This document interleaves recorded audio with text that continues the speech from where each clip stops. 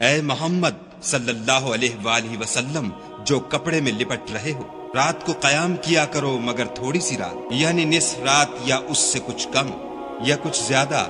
اور قرآن کو ٹھہر ٹھہر کر پڑھا کرو۔ ہم ان قریب تم پر ایک بھاری فرمان نازل کریں گے۔ کچھ شک نہیں کہ رات کا اٹھنا نفس بہیمی کو سخت پامال کرتا ہے، اور اس وقت ذکر بھی خوب درست ہوتا ہے۔ دن کے وقت تو تمہیں اور بہت سے شغل ہوتے ہیں، تو اپنے پروردگار کے نام کا ذکر کرو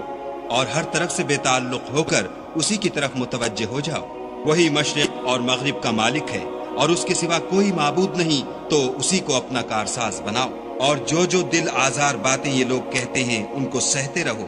اور اچھے طریق سے ان سے کنارہ کش رہو، اور مجھے ان جھٹلانے والوں سے جو دولت مند ہیں سمجھ لینے دو، اور ان کو تھوڑی سی مہلت دے دو۔ کچھ شک نہیں کہ ہمارے پاس بیڑیاں ہیں اور بھڑکتی آگ ہے، اور گلو گیر کھانا ہے اور درد دینے والا عذاب ہے۔ جس دن زمین اور پہاڑ کانپنے لگیں اور پہاڑ ایسے بھربھرے گویا ریت کے ٹیلے ہو جائیں۔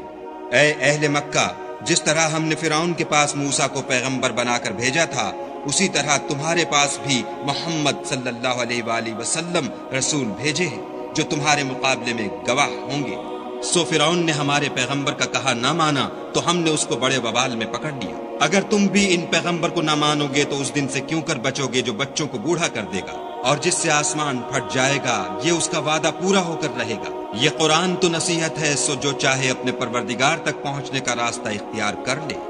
تمہارا پروردگار خوب جانتا ہے کہ تم اور تمہارے ساتھ کے لوگ کبھی 2/3 رات کے قریب اور کبھی آدھی رات اور کبھی تہائی رات قیام کیا کرتے ہو، اور خدا تو رات اور دن کا اندازہ رکھتا ہے۔ اس نے معلوم کیا کہ تم اس کو نبھا نہ سکو گے، تو اس نے تم پر مہربانی کی، بس جتنا آسانی سے ہو سکے اتنا قرآن پڑھ لیا کرو۔ اس نے جانا کہ تم میں بعض بیمار بھی ہوتے ہیں، اور بعض خدا کے فضل یعنی معاش کی تلاش میں ملک میں سفر کرتے ہیں، اور بعض خدا کی راہ میں لڑتے ہیں، تو جتنا آسانی سے ہو سکے اتنا پڑھ لیا کرو، اور نماز پڑھتے رہو اور زکوٰۃ ادا کرتے رہو، اور خدا کو نیک اور خلوص نیت سے قرض دیتے رہو، اور جو عمل نیک تم اپنے لیے آگے بھیجو گے اس کو خدا کے ہاں بہتر اور صلے میں بزرگ تر پاؤ گے، اور خدا سے بخشش مانگتے رہو، بے شک خدا بخشنے والا مہربان